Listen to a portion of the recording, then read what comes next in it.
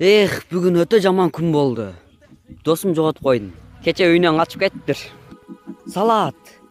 Досумду издей берип курсагым ачып, башым жалпак болуп кетти. Башыңа узун кылып коем.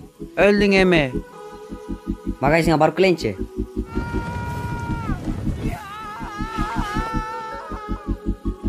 Инстаграмдан бир кыз менен таанышып калдым. Эртең свиданияга чыгам.